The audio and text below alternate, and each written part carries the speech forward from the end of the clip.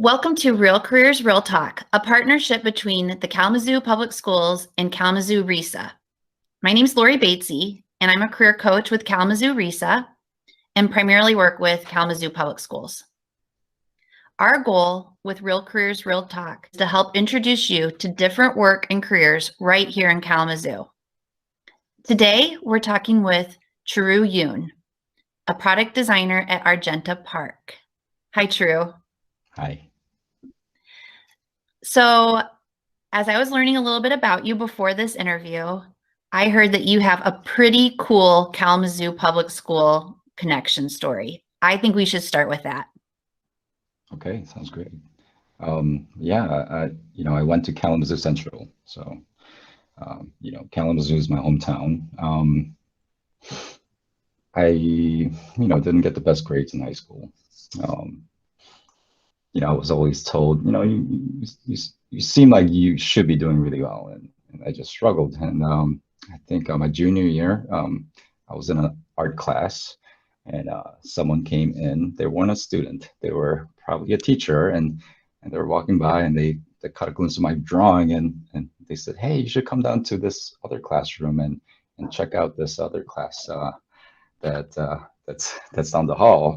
I think you might be interested in learning about it." It turned out to be a EFE, education or EFE. You guys know what that is, a commercial design classroom, and the teacher there, convinced me to take her class for my senior year. So sign up for classes for my senior year, and upon kind of entering the classroom, I just noticed actually quite a big, difference between that classroom and your usual art class that had drafting tables and they had computers, and the kids seemed to be working on independent projects that were really interesting, and that really just caught my interest, and I wanted to be part of that. I took EFE my senior year, and in fact I think every one of my classes was an EFE course in that classroom. Her name was Candace Brown. So I signed up for commercial design. I think it was advanced photography. Did an independent study block with her, and that really kind of opened my eyes up to a lot of possibilities on being a creative person and not having to worry that there's a place in society for someone like me. That I could maybe perhaps do something with creativity or being a creative person. That kind of set the course of just giving me an understanding that there are opportunities for creative people, and it's impacted my life in a drastic way, and as such that I am now a product designer, a commercial designer, and I'm in the field of being a creative person professionally. Since you mentioned your job title, a product designer, why don't you tell us a little bit about what that means? Yeah. So, people ask me, "Hey, what do you do?" And I say, "I'm a designer." And the follow-up to that is like, "Well, what do you mean? What do you mean, like a graphic designer or like a web designer?" And I have to say, no, actually, it's a little more than that. I design products. What we mean by products, like take a look around you.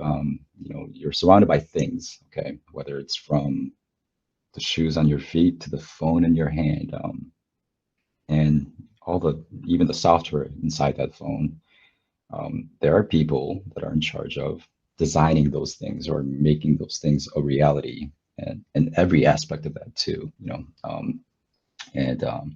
There's a lot of things being created, and what a product designer does is the person that works with perhaps like engineers and business people and marketers on making something, creating something that people use, and whether it's things that they use to help them in their jobs or to live their life, whether it's a tool, whether it's something novel.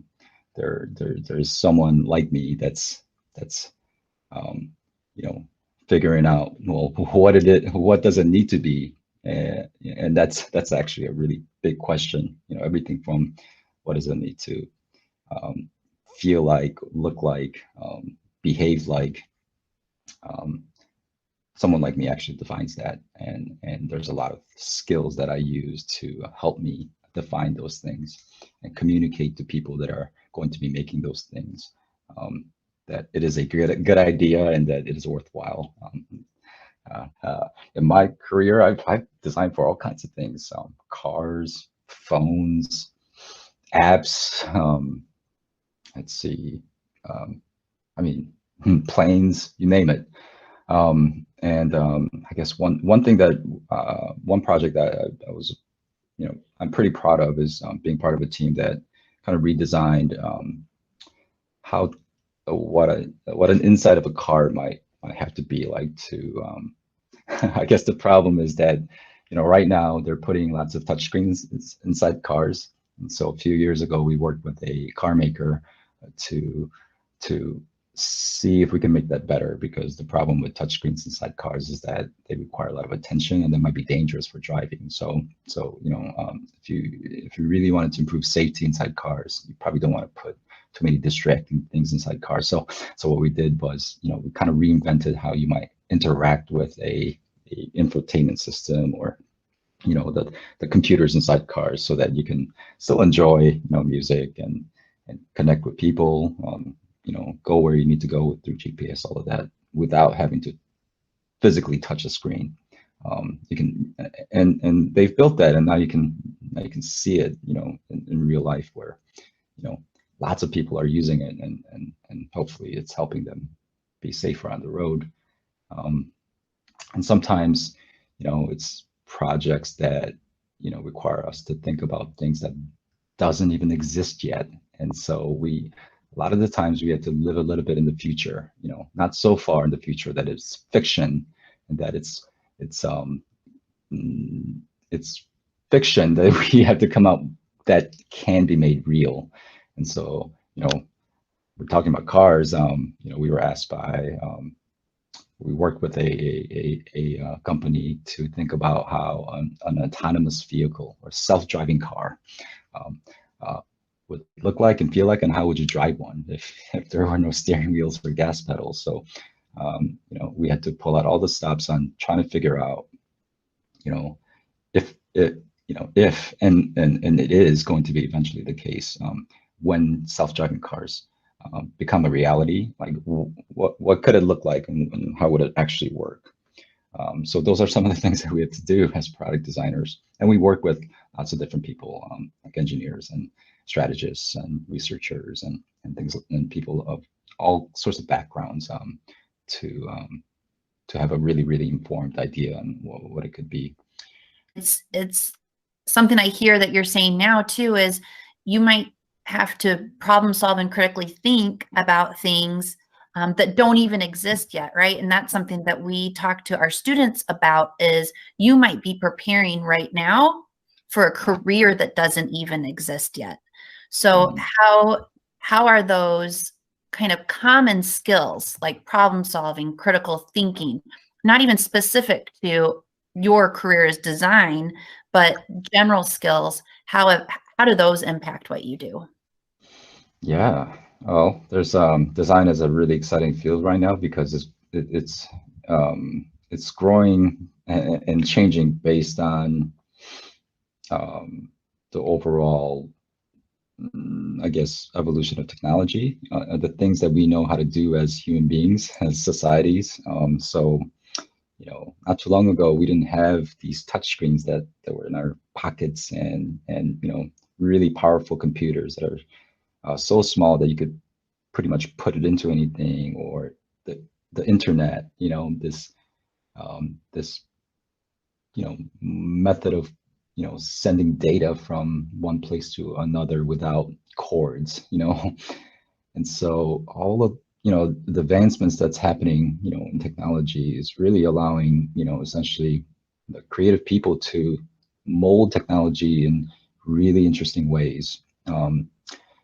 One of the things that is super fascinating for me is, you know, there are people called interaction designers, and their job is to, not perhaps design how things look, but their job is to design how things behave, and how people might interact with things. And in the past, you may have had an engineer, and their job is to, build the technology and figure out how it works. And what's been, really growing as a field is the people that have to now connect that technology to how people want to use it, or how people need it to be so that it's easy to use. And so, it's a pretty new field in regards to, it's always existed, like if you have an invention, you need to be able to use it. There's buttons and you can turn it on and switch modes. But nowadays it's connected to phones, it's connected to multiple platforms and digital profiles, and, and you can access them, in all sorts of ways. And so, there's a specialized field for people that have to kind of, think about, okay, this is what the technology does and could provide. And so how do people, use it in a way that it's not really overwhelming or complex? And so, their job is to really think deeply about and empathize with real people, people that, don't have the time to go and get training to use technology. And so their job is to really be, less about learning how to code or electrically engineer something. Their job is to really think about, okay, we have people that can do that, but how do we get them to build it in a way that someone, young or old, or, someone who's busy, might be able to use it in simple ways. That's a whole field in itself that's growing. And so, if you think about, the training you'd have to get into that field, like it still kind of doesn't exist. I think some schools are starting to, develop those programs, train those people to learn how to do that for a living. But, early on, when I was younger, and that was a brand new sort of field, the people that were doing that job had really different backgrounds, and they didn't really necessarily go to school for it. But here they are actually doing that job without a particular degree for it. So I think what's important is that, if you're really good at connecting the dots, you can really use that in any field. If you're really good at thinking about numbers, you can use that in any field. If you're really good about, going and collecting, information, we call it research, so that other people can take that information and make better decisions. That's a whole field in itself. And so there's a lot of opportunities. What matters is that you capitalize on what you're good at and what your tendency, as a person, and the things that interest you. If you really hone those skills, there's a lot of ways you can apply it in the professional world. So that's golden, right? Like that's exactly what we want our students to embrace. So I'm interested a little bit, you mentioned empathy, and that triggered for me that we are teaching design thinking in some of our classes, specifically our science classes as part of the engineering process. Can you tell us a little bit about design thinking and how that applies to the process you use? Yeah, this is a fascinating conversation for me, because design thinking is just how designers think. Okay. What they found is that, if we could really kind of break down how creative people think, they may be doing it intuitively. They may be just doing it because they're creative people and they're just good at solving problems through different means.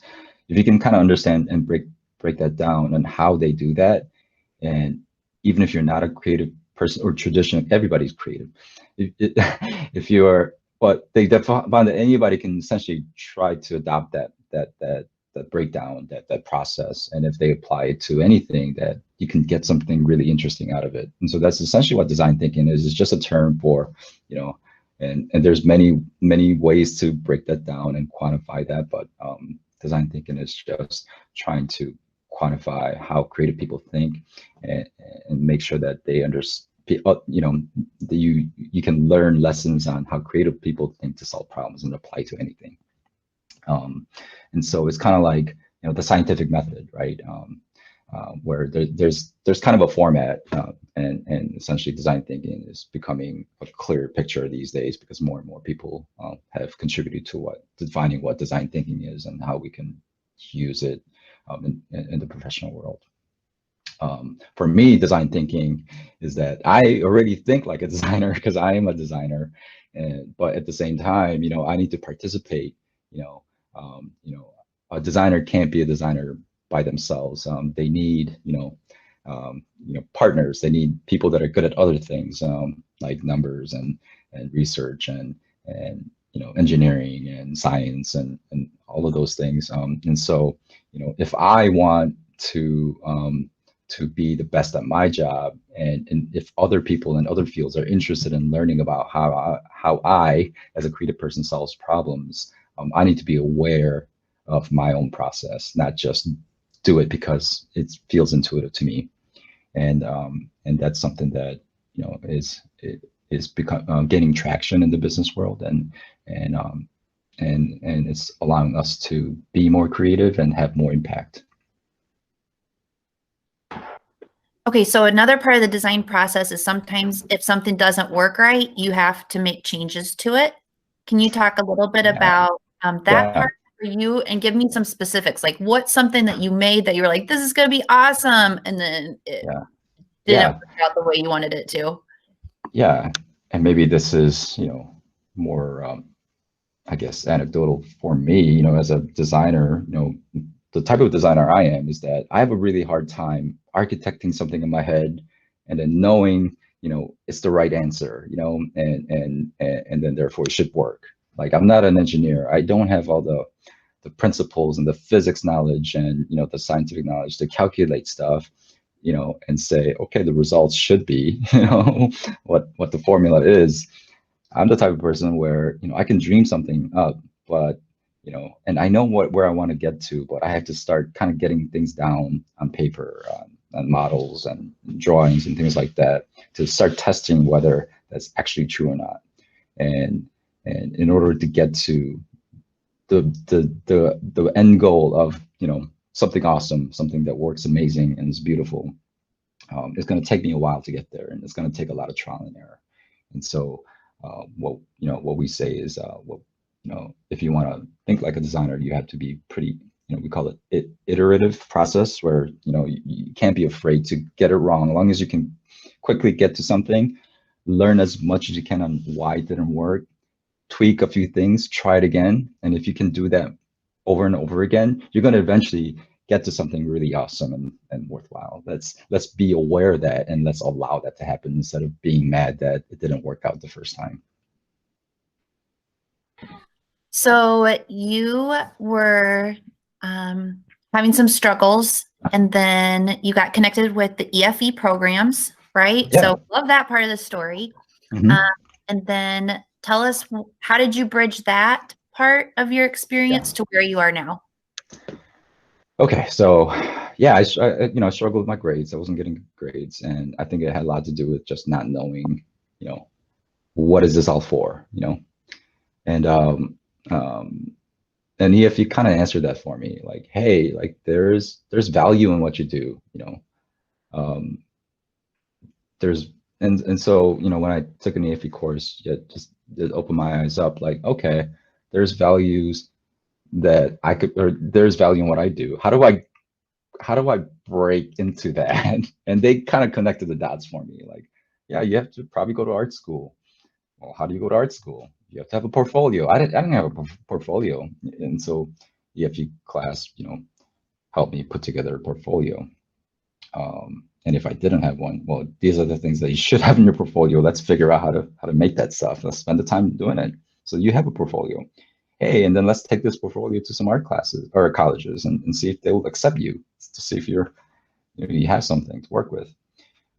So we went to National Portfolio Day as a field trip, And Ms. Brown, she was very adamant about getting us exposed to tools that you would use as professionals. So she made sure to equip her classroom with real professional equipment, and so that we can actually get proficient in the tools that we should be using, or should be learning to be using. And so it connected a lot of dots for me on how do I even start to pursue a career, because I think up until then I really had no idea. Now, I didn't actually know product design was a thing until much later, actually, way after high school. Even after EFE, commercial design, it didn't quite feel like what I wanted to do. I was talented and I could do the things that a graphic designer could, or a comic book artist could do, or photographer could do, but it didn't quite feel right to me. And it wasn't until I was 24 that I found out about product design, or it's actually traditionally called industrial design. It just means design for manufacturing, or things that are made industriously. But when I did find out exactly what degree I should get, I knew exactly what to do. I called up the nearest art school. That was Kendall College of Art and Design in Grand Rapids, and I set up a portfolio review. I had a portfolio, and I knew exactly what to do to actually take that next step when I did find the right thing. So it wasn't that it immediately impacted me, but it would essentially open the doorway for much later on for me to find exactly what I wanted to do. We interviewed someone recently, and she provided us this term dream team. And it sounds like Ms. Brown would be part of your dream team of people in your life that have helped you get to where you are and helped you find success. There are a couple other people that you want to name that are part of your dream team, and how did you connect to them? Right. There's lots. I mean, lots of people that have helped me. I didn't do this by myself. And they are, not part of my dream team, because my dream team would be pretty much everyone in my life. But I guess the takeaway from that is that treat everybody with respect, and because you never know how they're going to contribute to your life. I can tell you that every opportunity that I've ever gotten to further my career it wasn't strategic. I didn't, it was because, we got along, or, we happened to see each other, and they, I was nice to them, or, or they had established a set of respect for me where they could feel comfortable recommending me, or, or helping me out, or, putting me in touch with other people that may give me opportunities. Every opportunity I've ever received was through my own network, right? And that's just, looking back, makes you really appreciate the relationships that you develop, and how how it really can lead to things. So I can say that it really comes down to relationships, and that's something that someone I know that is always saying is really true. Every job that I've ever gotten, every project that I've gotten, anytime I was referred to someone that may have given an opportunity, because of someone I knew. And so there's no such thing as, I mean, sometimes it works. I guess you kind of happen to run into an opportunity by chance, through complete strangers. Sure, that may happen, but most of the time I can guarantee you it's through the people you know, and the relationships that you foster with them. Awesome. What else, Churu? What else do we want to, what knowledge do we want to drop on these kids in our interview today? Oh man, yeah, I would say the future is bright, and opportunities are abound. When I was younger, you say, my dream is to become this. And someone may say, you can't make money off of that. You have to be a doctor, or you have to be a engineer, or like, I think a lot of those things are kind of, sure, you can, but I think these days, it turns out, if there's a particular thing you're passionate about, I wouldn't worry about how much money it's going to make you later, or whether you'll be, it's a thing. I guarantee you it could be a thing. If you got really good at it, someone will value that and be able to use it as a resource to help a bigger endeavor. Um, these traditional careers, they're a thing of the past, and not okay. They're not things of the past. They exist on top of the traditional careers. Um, we're finding out that, man, you can really, really be successful doing the things that you're most comfortable with, at most yourself with. Who would have thought that, a kid who grew up drawing, so that was my thing. I was always drawing, and people said, you're really good at drawing, and here's me, like, I'm good at math, I'm good at science, I'm good at, sure, but the reason I was good at drawing is because I loved doing it. Okay. And but I was always worried, is this the smart thing to do? It turns out, yes. Like, because I loved it so much, I got really good at it. And then turns out I can use that for all kinds of things, because I've gotten so good at drawing.